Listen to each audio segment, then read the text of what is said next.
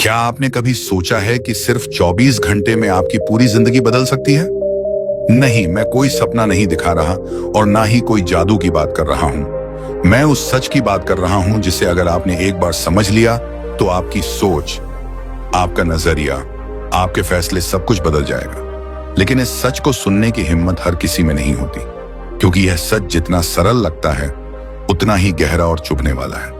और इसे समझने के लिए आपको इस कहानी के अंत तक रुकना होगा, क्योंकि अगर आप बीच में छोड़ देंगे तो आप वही इंसान रहेंगे जो अभी हैं। और अगर अंत तक सुना तो शायद आप खुद को पहचान भी ना पाए। कहते हैं हजारों साल पहले एक आदमी था जिसने अपने महल, अपना परिवार, अपना राजपाट छोड़ दिया, सिर्फ एक सवाल का जवाब खोजने के लिए, क्यों हम दुखी हैं और कैसे दुख खत्म हो सकता है। वह आदमी बुद्ध कहलाया और उसकी एक कहानी ऐसी है जो आज भी उतनी ही ताकतवर है जितनी तब थी। लेकिन इस कहानी का सबसे खास हिस्सा यह है कि यह आपके साथ अगले 24 घंटे में क्या करेगी, वो आप अभी सोच भी नहीं सकते। हो सकता है आप इसे सुनकर हंसे, हो सकता है आप रो पड़े, हो सकता है आप चुपचाप सोच में डूब जाए। लेकिन एक चीज पक्की है, आप बदल जाएंगे। इस वीडियो में मैं आपको वही कहानी सुनाने वाला हूँ। लेकिन ध्यान रहे, यह कहानी आपको मजबूर करेगी कि आप अपने डर, अपने गुस्से, अपनी आदतों सबका सामना करें। और अगर आपने हिम्मत दिखाई तो आप देखेंगे कि जिंदगी की सबसे बड़ी लड़ाई बाहर की नहीं, अंदर की होती है। और जो इस अंदर की लड़ाई जीत लेता है उसे बाहर कोई नहीं हरा सकता। तो तैयार हो जाइए, अपनी आंखें, अपने कान और अपना दिल खोल लीजिए, क्योंकि अगले कुछ मिनट सिर्फ आपके नहीं हैं, यह आपके भविष्य के हैं। और अगर आपको इस सफर में थोड़ी भी रोशनी मिले तो याद रखिए, यह रोशनी अकेले रखने के लिए नहीं है, इसे बांटना है, जैसे मैं अभी आपके साथ बांट रहा हूं। और अगर आपको लगता है कि यह कहानी किसी और की जिंदगी भी बदल सकती है तो इसे लाइक करें, शेयर करें, नीचे कमेंट में अपनी सोच लिखें, चैनल को सब्सक्राइब करें, क्योंकि यहां सिर्फ कहानियां नहीं, यहां जिंदगी बदलने वाली सच्चाइयां मिलती हैं। अब गहरी सांस लीजिए और इस सफर की शुरुआत करते हैं। सुनो, यह कहानी तुम्हारे भीतर कुछ तोड़ने और कुछ बनाने वाली है। शायद तुम इसे सुनकर हंसो, शायद रो, और हो सकता है तुम्हें लगे कि यह तो बस एक साधारण सी घटना है। लेकिन अगर तुम इसे दिल से सुनो तो यह अगले 24 घंटे में तुम्हारी सोच, तुम्हारा नजरिया, यहां तक कि तुम्हारी सांस लेने का तरीका भी बदल सकती है। बहुत साल पहले मगध के एक छोटे से गांव में, जहां खेतों की मिट्टी में अभी भी रात की ठंडी नमी थी और हवा में चिड़ियों की पहली आवाज तैर रही थी, वहां एक नौजवान अपने मन के तूफान में उलझा हुआ पगड़ी पर चल रहा था। उसका नाम देव था। देव के पास सब कुछ था जो एक सामान्य इंसान चाहता है, खेत, धन, घर, लोग जो उसका आदर करते थे। लेकिन फिर भी उसके भीतर एक खालीपन था, जैसे कोई अंधेरा कोना जहां से एक अनगाह दुख हर वक्त रिश्ता रहता था। उसने बहुत कुछ आजमाया, त्योहारों में नाचा, शराब पी, दोस्तों के साथ हंसा, यहां तक कि दूर के शहर में जाकर व्यापार किया। लेकिन हर बार कुछ दिनों के बाद वही खालीपन लौट आता। एक सुबह वह नदी के किनारे खड़ा सोच रहा था कि आखिर उसकी जिंदगी में ऐसा क्या है जो उसे चैन नहीं लेने देता। तभी गांव में खबर फैली, आज बुद्ध इस रास्ते से गुजरेंगे। लोग खेत खलिहान छोड़कर रास्ते के किनारे इकट्ठा होने लगे। बच्चे पेड़ों पर चढ़ गए और औरतें थाल में फूल लेकर खड़ी हो गईं। देव ने पहले सोचा कि इसमें उसका क्या, लेकिन फिर एक अजीब सा खिंचाव महसूस हुआ, जैसे कोई भीतर से कह रहा हो, जा देख। वह भीड़ के पास पहुंचा। दूर से कुछ भिक्षु नंगे पांव, साधारण वस्त्र पहने, धीमे धीमे चल रहे थे और उनके बीच में एक व्यक्ति था जिसके चेहरे पर इतनी गहरी शांति थी कि लगता था आसपास का सारा शोर उसी में घुल गया है। वह बुद्ध थे। देव ने बस एक नजर डाली और उसे लगा कि यह नजर उसके भीतर तक उतर गई, जैसे उसके सारे राज खोलकर देख लिए हों। बुद्ध चलते चलते जब देव के सामने से गुजरे तो एक पल के लिए उनकी आंखें मिली। समय थम गया। देव का दिल तेज धड़कने लगा।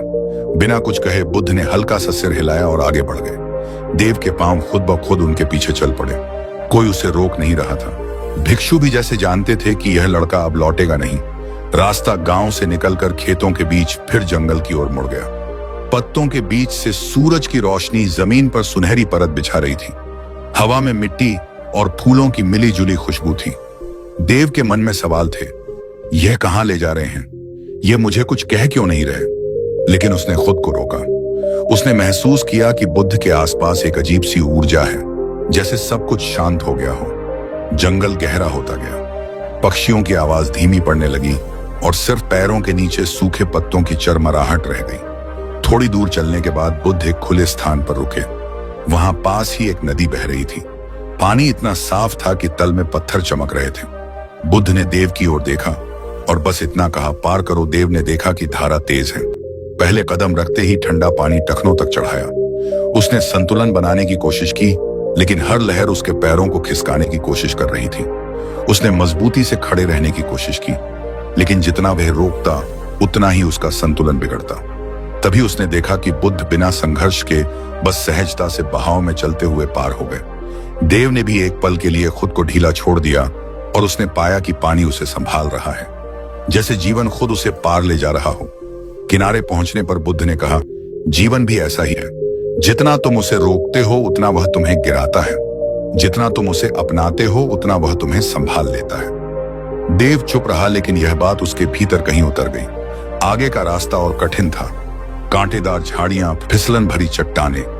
लेकिन अब देव को महसूस हो रहा था कि हर कदम उसे कहीं और ले जा रहा है। सिर्फ जगह नहीं बल्कि भीतर भी शाम होने लगी। वे पहाड़ी की चोटी पर पहुंचे। नीचे गांव के घर, खेत, लोग सब छोटे छोटे दिख रहे थे। बुद्ध ने कहा, देखो वहां हर कोई अपनी अपनी कहानी में फंसा है। कोई सोचता है कि धन ही सुख है, कोई सोचता है कि धन ही सुख है, कोई सोचता है कि ताकत ही सुरक्षा है, लेकिन सब एक चीज भूल जाते हैं, मृत्यु। देव ने चौंक कर देखा।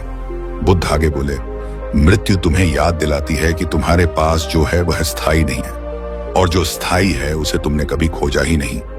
रात होने लगी, तारे आसमान में खिल गए। बुद्ध ने आग जलाई और कहा, आज रात सोना मत, बस देखना, सुनना, और जो भीतर उठे उसे देखना।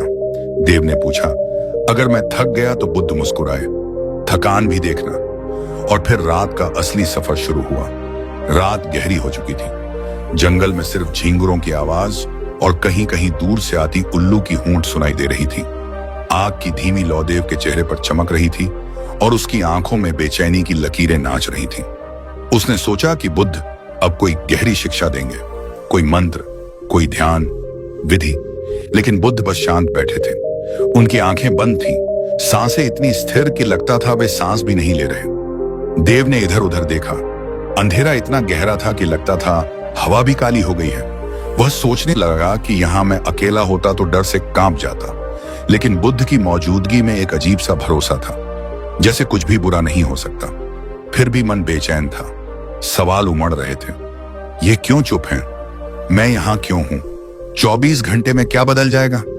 अचानक बुद्ध ने आंखें खोली और बिना उसकी ओर देखे कहा, सुनो। देव ने कान लगाए। उसने सोचा कि कोई आवाज होगी, लेकिन सिवाय हवा की हल्की सरसराहट के कुछ नहीं। बुद्ध ने कहा, यही सुनना है जब तुम शोर में नहीं मौन में सुनते हो। देव को समझ नहीं आया कि मौन में सुनना कैसे होता है, लेकिन उसने महसूस किया कि इस अंधेरे में, इस सन्नाटे में उसके भीतर कुछ चल रहा है, जैसे कोई पुरानी परतें उतर रही हो। समय धीरे धीरे रेंगता गया। आग की लकड़ियां चटकती और बुझती रहीं और देव को लगा कि नींद उसे खींच रही है। उसने आंखें बंद करने की कोशिश की। तभी बुद्ध ने कहा, मत सो। देव ने कहा, लेकिन मैं बहुत थक गया हूं। बुद्ध ने धीमे स्वर में कहा, थकान को देखो, उससे भागो मत। देव ने पहली बार अपने भीतर थकान को महसूस किया, जैसे कोई भारी बोझ उसकी मांसपेशियों पर बैठा हो। लेकिन उसी के साथ उसने महसूस किया कि यह थकान स्थायी नहीं, जैसे लहर आकर लौट जाती है। आधी रात बीत चुकी थी। चांद बादलों के पीछे छिप गया और अंधेरा और गहरा हो गया। तभी बुद्ध ने कहा, आंखें बंद करो और देखो। देव ने सोचा अंधेरे में देखना, लेकिन उसने वैसा ही किया। शुरुआत में बस काला रंग दिखा, लेकिन कुछ देर बाद उसे लगा कि भीतर कई तस्वीरें हैं। बचपन की मां के हाथ से खिलाए खाने की, पिता की डांट की, दोस्तों के साथ हंसी की। लेकिन फिर वो तस्वीरें बदलने लगी। एक एक करके दर्द भरे पल सामने आने लगे। वो दिन जब उसने किसी अपने को खोया था, वो रात जब उसने खुद से नफरत की थी, वो समय जब उसने झूठ बोला था, धोखा दिया था। और उन पलों के साथ जो भावनाएं थी, वो जैसे ताजा हो उठी। देव का गला भर आया, आंखों से आंसू बहने लगे। उसने सोचा बुद्ध शायद कुछ कहेंगे, लेकिन वे बस बैठे थे, जैसे जानते हो कि यह जरूरी है। देव ने महसूस किया कि यह दर्द, यह यादें, यह पछतावे सब उसके भीतर जगह घेरे हुए हैं, और जब तक ये भरे रहेंगे कुछ नया उसमें नहीं आ सकता। तभी उसे दिन में कहीं बुद्ध की बात याद आई, तुम्हारे भीतर अभी जगह नहीं है। और अचानक उसे लगा कि यह जगह बनाने की शुरुआत है।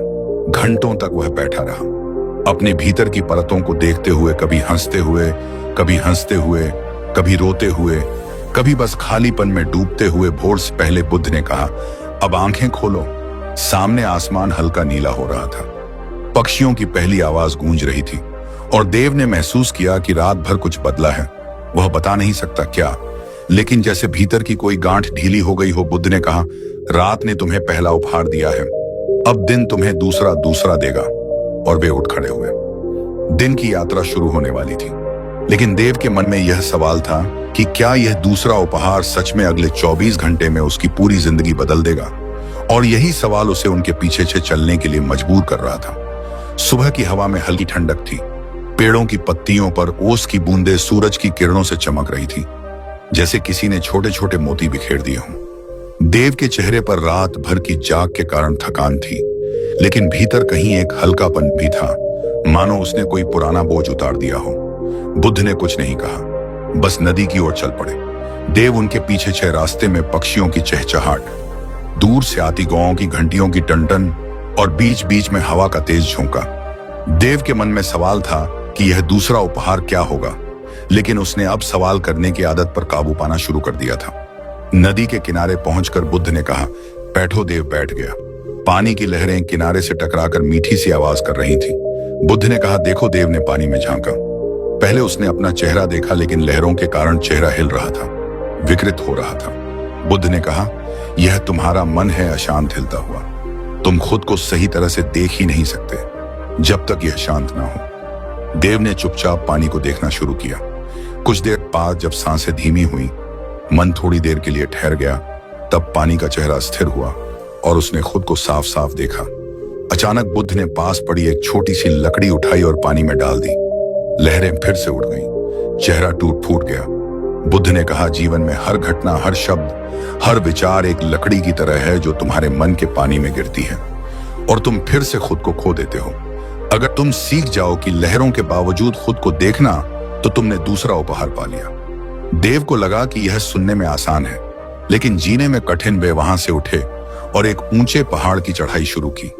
सूरज ऊपर आ चुका था, पसीना माथे से बह रहा था। देव के पैर भारी हो रहे थे, लेकिन बुद्ध का चाल स्थिर थी, ना तेज ना धीमी, बस एक लय में। देव ने महसूस किया अगर वह बुद्ध की चाल की नकल करता है तो थकान कम लगती है। आधे रास्ते में एक छोटा सा झरना मिला।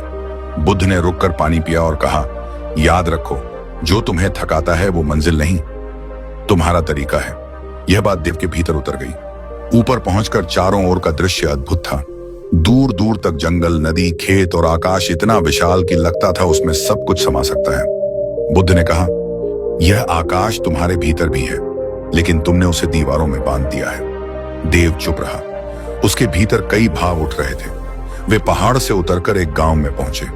वहां लोग बुद्ध को देखकर इकट्ठा हो गए। एक महिला अपने बीमार बेटे को लेकर आई और रोते हुए बोली, गुरुजी, इसे ठीक कर दीजिए।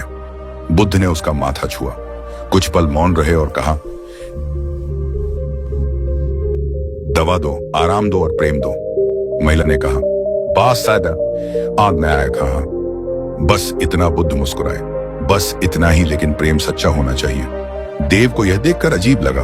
उसने सोचा बुद्ध के पास चमत्कार करने की शक्ति होगी, लेकिन उन्होंने साधारण उपाय बताया। चलते चलते बुद्ध ने देव से कहा, लोग चमत्कार की तलाश में हैं, लेकिन सच्चा चमत्कार साधारण में छिपा है। दिन ढलने लगा। सूरज लाल होकर क्षितिज में डूब रहा था। आकाश सुनहरा और नारंगी रंग में रंग गया था। बुद्ध ने कहा, आज का दूसरा उपहार तुम्हें यह सिखाना था कि बाहर जो देखो वह भीतर भी है, और जो भीतर है वही बाहर दिखता है। अगर तुम्हारा मन अशांत है तो दुनिया भी वैसी लगेगी। अगर तुम्हारा मन शांत है तो दुनिया भी तुम्हें शांत लगेगी। देव ने महसूस किया कि अब वह थोड़ा बदल चुका है, जैसे किसी ने भीतर का आईना साफ कर दिया हो, लेकिन उसे पता था कि यात्रा अभी बाकी है। रात होने पर वे एक पुराने बरगद के नीचे रुके। बुद्ध ने कहा, कल सुबह तीसरा उपहार तुम्हारे सामने होगा, लेकिन यह सबसे कठिन होगा, और अगर तुमने इसे पा लिया तो तुम्हारा 24 घंटे का सफर पूरा हो जाएगा। देव के भीतर उत्सुकता और डर दोनों बढ़ गए। उसने सोचा कि क्या सच में अगला दिन उसकी जिंदगी को हमेशा के लिए बदल देगा, और इसी सोच के साथ उसकी आंखें नींद में डूब गईं। सुबह की पहली किरण बरगद की पत्तियों से छनकर देव के चेहरे पर पड़ी। उसने आंखें खोली तो बुद्ध पहले से जागे बैठे थे। उनकी नजर क्षितिज पर थी, जैसे किसी अदृश्य घटना की प्रतीक्षा हो। देव ने धीरे से उठकर उनके पास बैठा। बुद्ध ने बिना उसकी ओर देखे कहा, आज तुम्हारा तीसरा उपहार है, लेकिन यह उपहार लेने के लिए तुम्हें देना होगा। देव ने पूछा, सिर्फ क्या देना होगा? बुद्ध ने कहा, जो तुम्हारे लिए सबसे मूल्यवान है।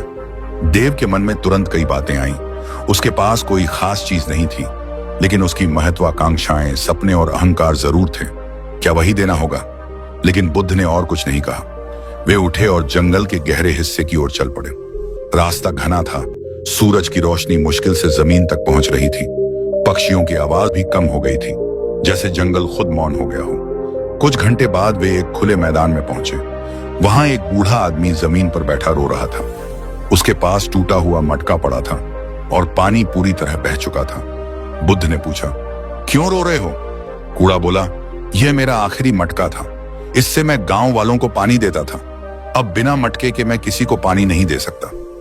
बुद्ध ने देव की ओर देखा और कहा, इसे अपना मटका दे दो। देव चौंका, मेरे पास तो कोई मटका नहीं है। बुद्ध ने कहा, तुम्हारे पास समय है, शक्ति है और करने की इच्छा है। यह तुम्हारा मटका है। देव को समझ नहीं आया कि बुद्ध क्या कह रहे हैं, लेकिन उसने बूढ़े की मदद करने का निश्चय किया। वे दोनों पास के गांव गए। देव ने अपने हाथों से मिट्टी खोदी, पानी मिलाया और बूढ़े के साथ मिलकर नया मटका बनाया। इसमें घंटों लग गए, हाथ गंदे हो गए, कपड़े मिट्टी से भर गए, लेकिन जब मटका तैयार हुआ, बूढ़े की आंखों में कृतज्ञता चमक उठी। बुद्ध ने कहा, यह तुम्हारा तीसरा उपहार है, देने की शक्ति। वे वहां से लौटे और रास्ते में बुद्ध ने कहा, जब तुम बिना किसी स्वार्थ के देते हो तो तुम अपने भीतर का खालीपन भरते हो। जो तुम सोचते हो कि तुमने खोया, वह वास्तव में तुमने पाया। देव ने महसूस किया कि इस काम से उसे थकान के बजाय संतोष मिला है, जैसे किसी ने उसकी आत्मा को हल्का कर दिया हो। लेकिन बुद्ध ने गंभीर स्वर में कहा, आज की परीक्षा पूरी नहीं हुई है। देव ने हैरानी से पूछा, और क्या बाकी है? बुद्ध ने कहा, अब तुम्हें सबसे कठिन चीज छोड़नी होगी। अपने विचार देव चुप हो गया। शाम तक वे एक चट्टान पर पहुंचे, जहां से दूर घाटी का नजारा दिख रहा था। सूर्यास्त हो रहा था। आकाश फिर से सुनहरा और लाल हो गया। बुद्ध ने कहा, बैठो और कुछ मत सोचो। देव ने कोशिश की, लेकिन मन में विचारों का तूफान था। बीते हुए पल, आने वाले कल, अनगिनत कल्पनाएं, डर, उम्मीदें और सवाल। हर बार जब वह उन्हें रोकने की कोशिश करता, वे और जोर से आते। घंटों बीत गए। बुद्ध बस शांत बैठे रहे।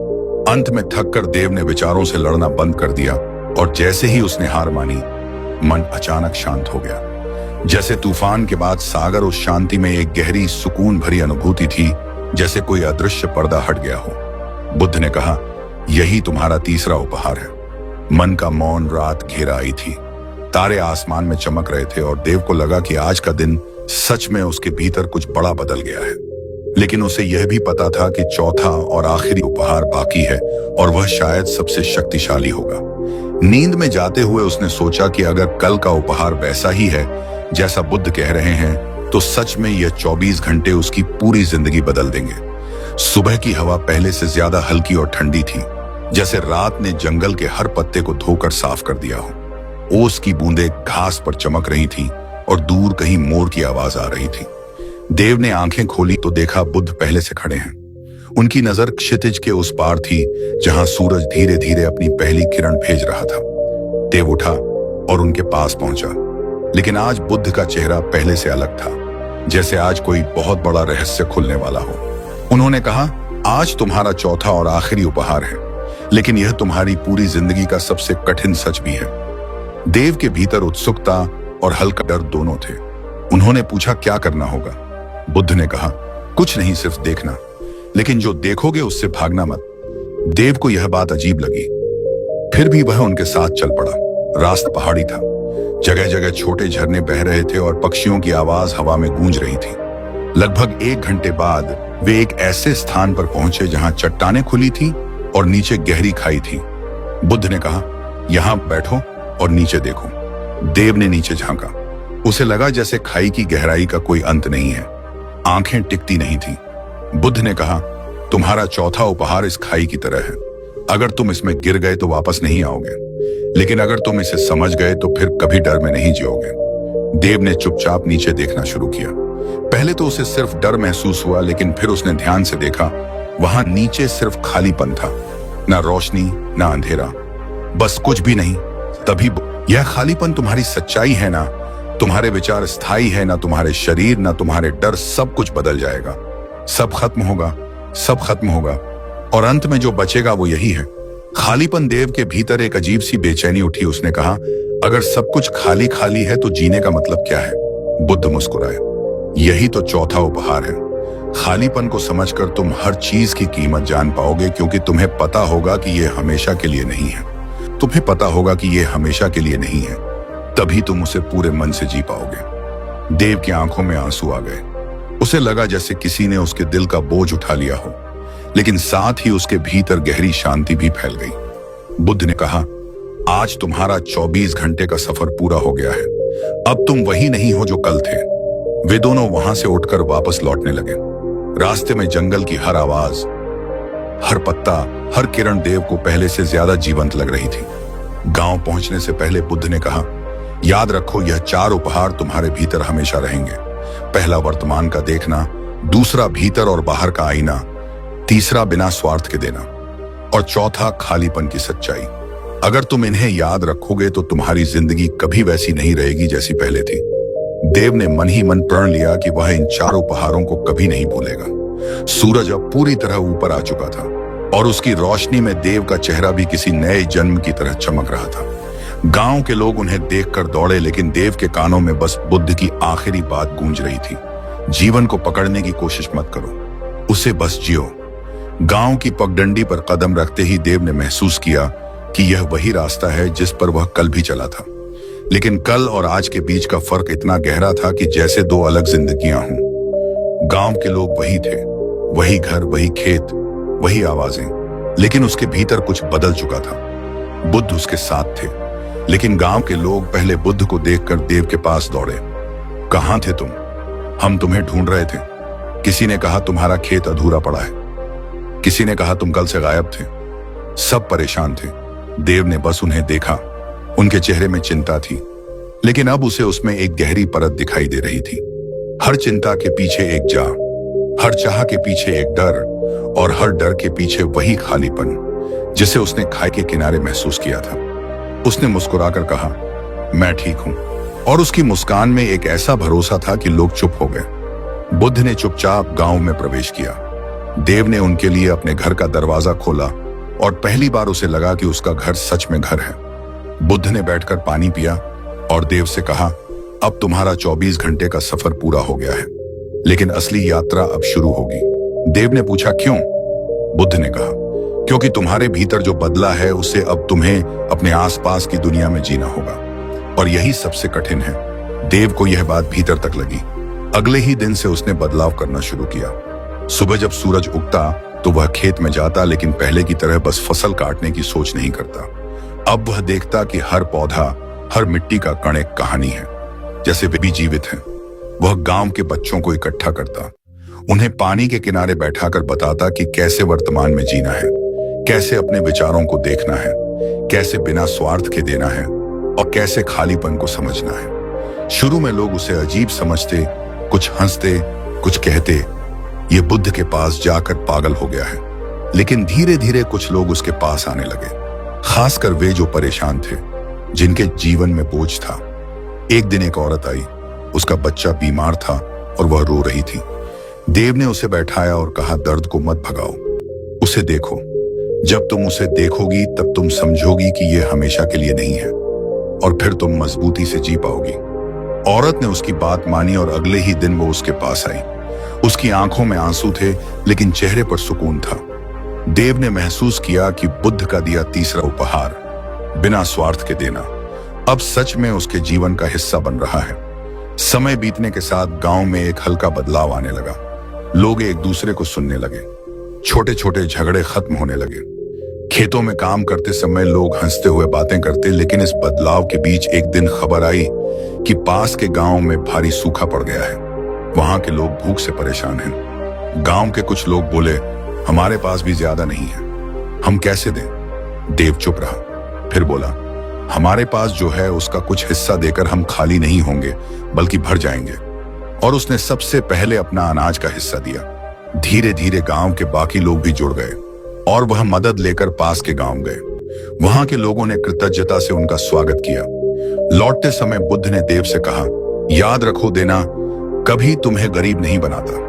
उस रात देव ने महसूस किया कि 24 घंटे में मिला ज्ञान अब उसकी सांसों में घुल चुका है। और शायद यह ज्ञान सिर्फ उसके लिए नहीं बल्कि पूरे गांव के लिए था। चांदनी में बैठे उसने सोचा, अगर 24 घंटे में यह हो सकता है तो बाकी जिंदगी में क्या नहीं हो सकता। दिन धीरे धीरे बदल रहे थे। गांव में हल्की हल्की शांति फैल रही थी, लेकिन हर बदलाव की तरह इसके भी विरोधी थे। कुछ लोग देव के बारे में कहते यह बहुत बड़ा ज्ञानी बन गया है, लेकिन खेती का क्या होगा। कुछ कहते यह सब बातें पेट नहीं भरती। देव सुनता लेकिन प्रतिक्रिया नहीं देता। एक दिन सुबह सुबह गांव में शोर मचा। खेत के किनारे आग लग गई थी। सूखी ठास और तेज हवा ने आग को फैलाना शुरू कर दिया। लोग घबरा गए। हर कोई अपने खेत बचाने में लग गया, लेकिन किसी को नहीं पता था कि आग कहां से शुरू हुई। देव ने देखा कि लोग अपने अपने हिस्से में लगे हैं, कोई दूसरों की तरफ ध्यान नहीं दे रहा। उसने जोर से कहा, अगर हम सिर्फ अपना खेत बचाएंगे तो किसी का भी खेत नहीं बचेगा। हमें मिलकर आग बुझानी होगी। कुछ लोग पहले हिचकिचाए, लेकिन फिर देव के साथ दौड़ पड़े। उन्होंने पानी की बाल्टियां पास पास खड़ी कर दी और लाइन बनाकर एक के बाद एक पानी डालने लगे। कई घंटे तक संघर्ष के बाद आग काबू में आई। लोग थक कर जमीन पर बैठ गए। उनके चेहरे काले पड़ गए थे, लेकिन आंखों में राहत थी। तभी एक बूढ़ा आदमी बोला, आज अगर हम सब साथ ना होते तो गांव जल गया होता। देव ने मुस्कुराकर कहा, देव वही है जो बुद्ध ने सिखाया था, बिना स्वार्थ के देना और साथ मिलकर जीना। लेकिन उसकी नजर में एक सवाल था, यह आग आई कहां से? कुछ बच्चों ने बताया कि उन्होंने एक आदमी को सूखी घास में अंगारा फेंकते देखा था। देव ने तुरंत समझा कि बदलाव को हर कोई स्वीकार नहीं करता। बुद्ध उसके पास आए और बोले, यह तुम्हारी अगली परीक्षा थी। जब ज्ञान फैलता है तो अंधेरा और भी जोर से हमला करता है, लेकिन अगर तुम शांत रहो तो अंधेरा खुद हार जाएगा। उस रात देव आग की रोशनी में बैठे सोच रहा था कि 24 घंटे में मिला ज्ञान अब उसके लिए जिम्मेदारी बन गया है। अगले दिन उसने गांव में बैठक बुलाई। उसने कहा, अगर हम चाहते हैं कि यह शांति और सहयोग बना रहे तो हमें हर मुश्किल में साथ खड़ा होना होगा, चाहे वह सूखा हो, आग हो या मन का डर। लोग सहमत हुए और उन्होंने तय किया कि हर हफ्ते एक दिन सब मिलकर गांव के काम करेंगे। धीरे धीरे यह परंपरा बन गई और सबसे आश्चर्य की बात यह थी कि जो लोग पहले विरोध कर रहे थे वे भी इसमें शामिल हो गए। लेकिन देव जानता था कि असली चुनौती अभी बाकी है, क्योंकि बदलाव बाहर से नहीं अंदर से टूटता है। और जब किसी के भीतर का डर या लालच जागता है तो वह सबसे खतरनाक आग बन सकता है। बुद्ध ने चुपचाप उसकी ओर देखा और कहा, तुम्हें अब अगली लहर के लिए तैयार रहना होगा। देव ने सिर हिलाया, लेकिन मन में सोच रहा था कि आगे क्या आने वाला है। तभी क्षितिज पर काले बादल घिरने लगे और हवा में एक अजीब सी ठंडक फैल गई, जैसे कोई बड़ी परीक्षा दरवाजे पर खड़ी हो। काले बादल पूरे आसमान पर छा गए थे। हवा में मिट्टी की गंध के साथ एक अजीब सा तनाव था, जैसे किसी अनदेखे खतरे की आहट। गांव के लोग बारिश की उम्मीद में आसमान देख रहे थे, लेकिन बारिश की एक बूंद भी नहीं गिरी। इसके बजाय तेज हवा चलने लगी।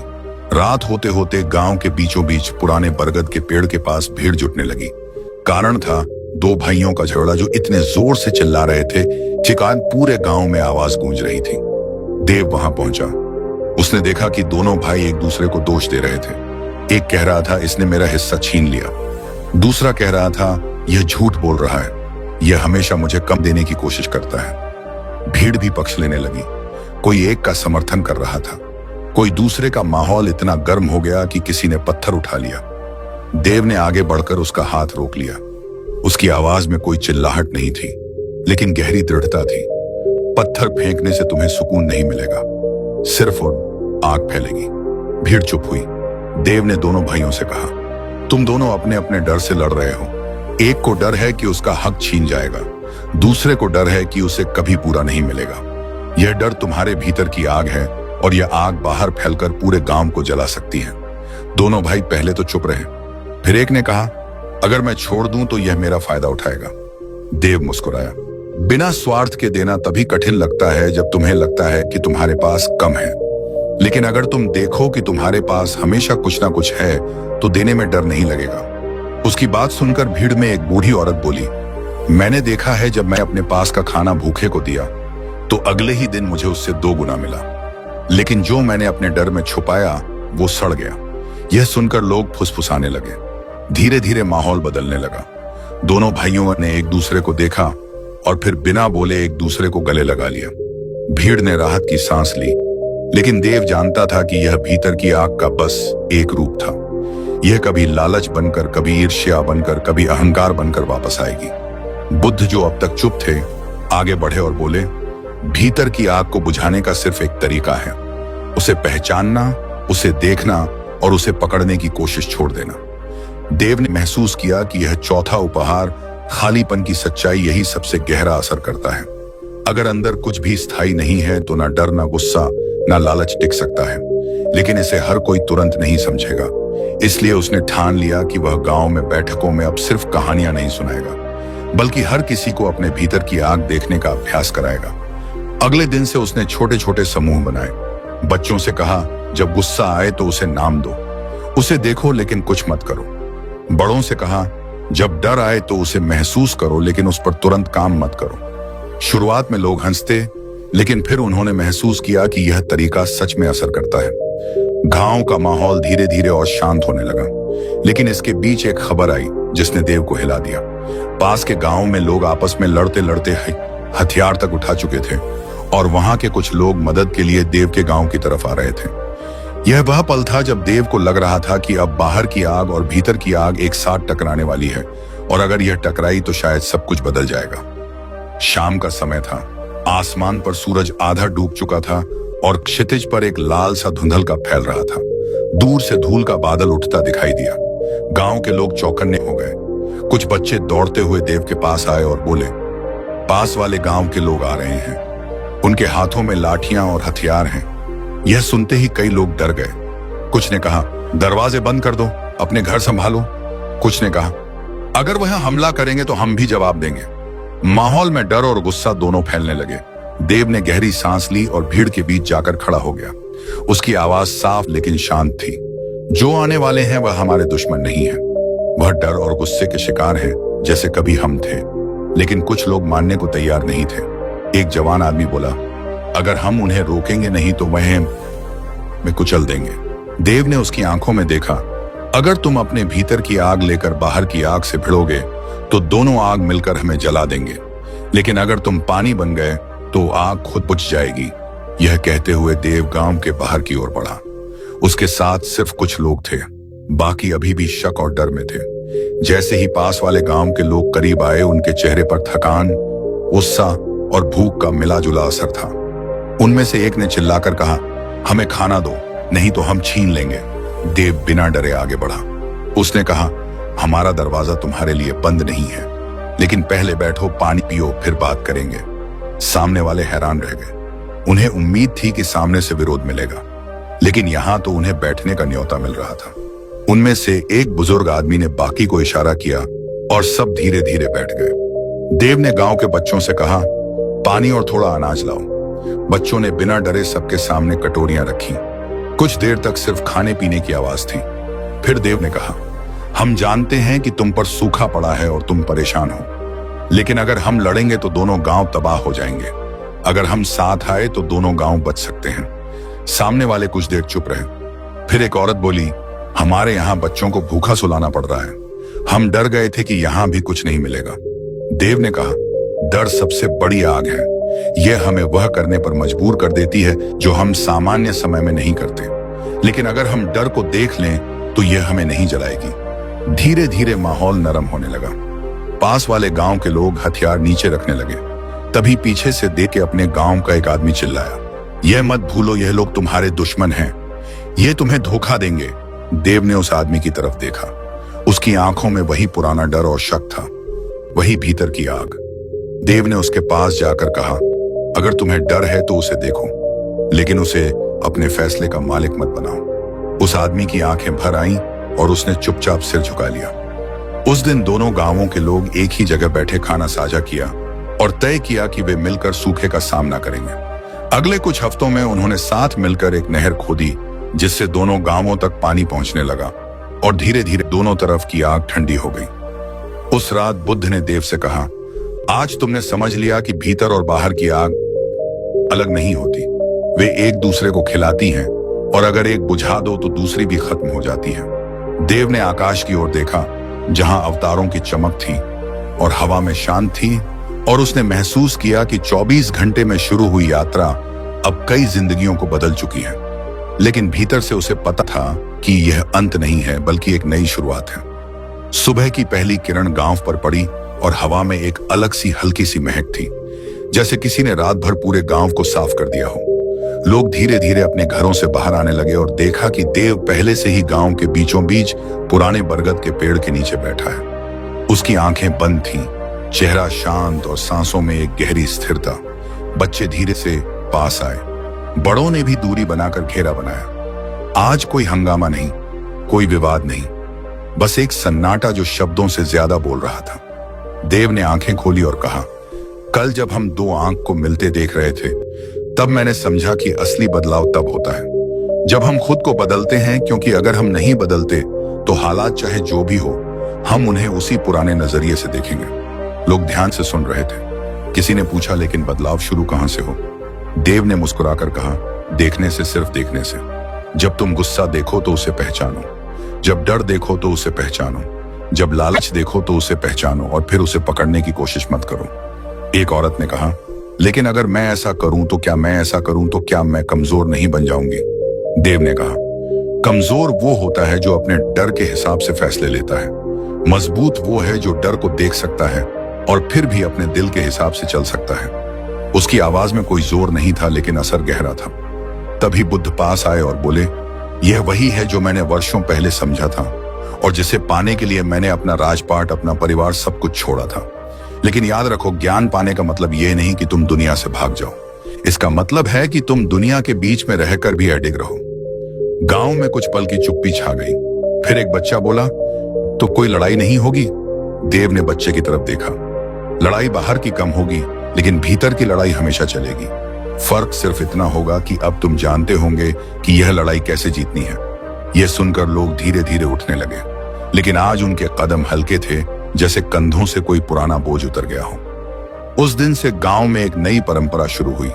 हर सुबह बरगद के नीचे आधा घंटा सब चुपचाप बैठते, अपने भीतर को देखते और फिर दिन की शुरुआत करते। कुछ महीनों में यह बात आसपास के गांवों तक फैल गई। लोग दूर दूर से आने लगे और हर कोई इस साधारण सी प्रैक्टिस से अपने जीवन में बदलाव महसूस करने लगा।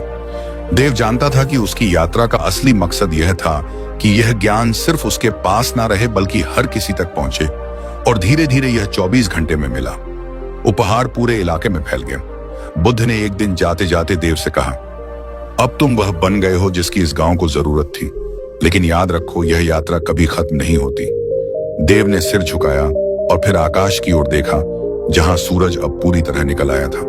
उसकी किरणें न सिर्फ धरती को बल्कि हर दिल को छू रही थी। और इसी के साथ वो एक कहानी जो 24 घंटे में एक साधारण किसान को बदल गई थी, अब सैकड़ों लोगों की जिंदगी बदलने लगी। और शायद आने वाली पीढ़ियां भी इसे सुनकर अपने भीतर की आग को पहचान कर उसे बुझा सकें। तो अब आपने यह कहानी सुन ली। आपने हर शब्द अपने कानों से, हर भाव अपने दिल से महसूस किया।